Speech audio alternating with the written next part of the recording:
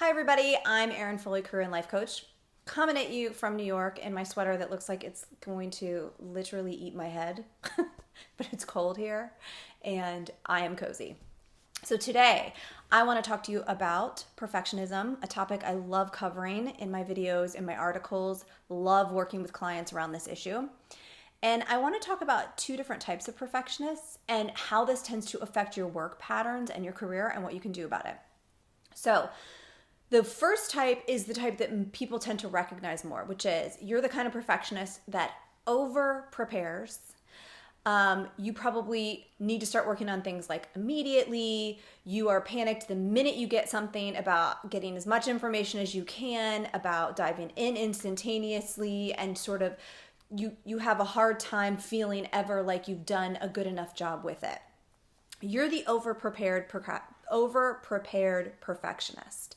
And what I want you to do is a couple of things. One, I want you to start thinking about the mantra that good enough is good enough. Because what will happen to people who over prepare is you will wait too long to put things out there. You will avoid taking opportunities that you'd be amazing for, work into your full potential, because you always have an expectation that you need to be so prepared and so exceptional all the time that you avoid going for it.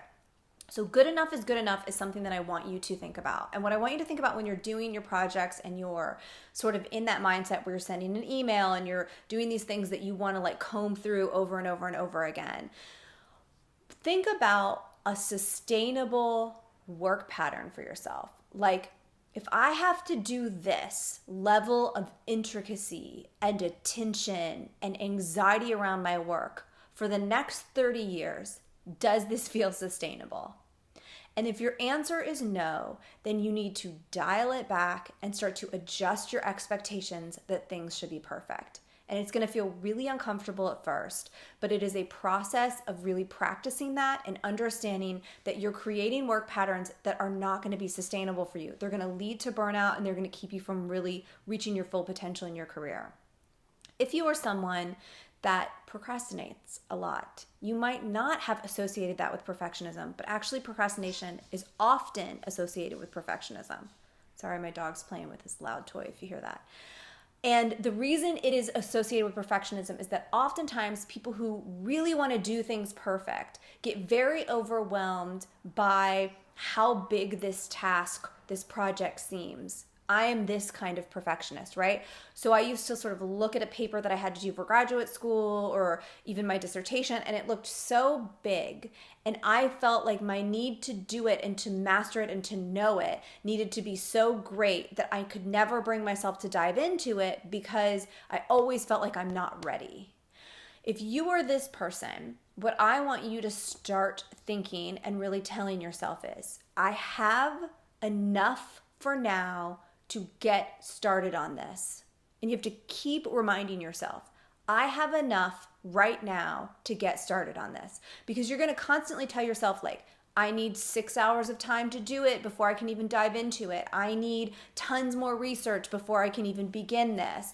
And so you'll avoid starting because you're always setting up an expectation for yourself that's very difficult for you to reach until you have a deadline, and then you're forced to push into your sort of adrenaline junkie, fight or flight, and you force yourself to do it. That also tends to not be sustainable because it really burns people out. So for those of you who are the procrastinating perfectionist, I want you to really keep reminding yourself, I have what I need to dive into this right now. Small chunks of time over consecutive periods of time will go a very long way with you.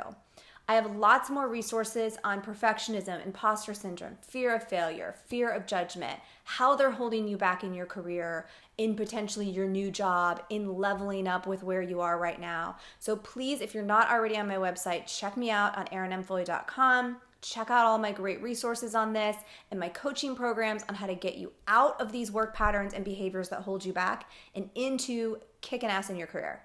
Thanks so much for tuning in. I will be back with more great information for you.